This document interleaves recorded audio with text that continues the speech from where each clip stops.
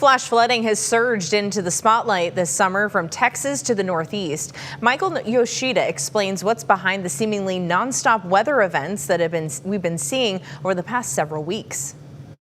Experts say a combination of factors are contributing to the intense rainfall and deadly flooding that have hit areas across the country from the Texas Hill Country to New York City.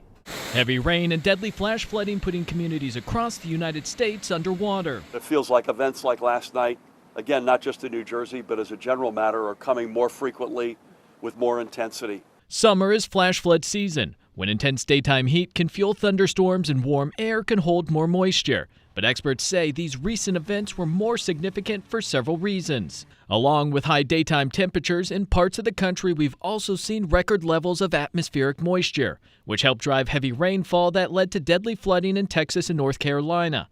Summer storms also tend to move more slowly or even stall due to winds in the upper atmosphere being weaker. And as a result, just deluging places that are not designed to handle that amount of precipitation in that short a period of time.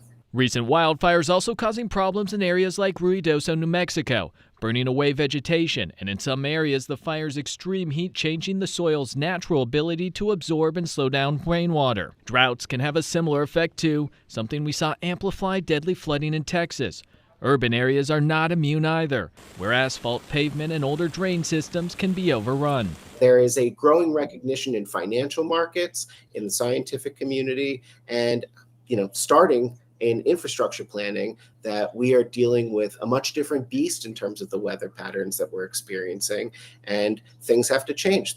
And more than 3,000 flash flood warnings have been issued this year so far by National Weather Service offices across the country. That's the highest total at this point in time in the year since the record started being taken back in 1986. In Washington, I'm Michael Yoshida reporting.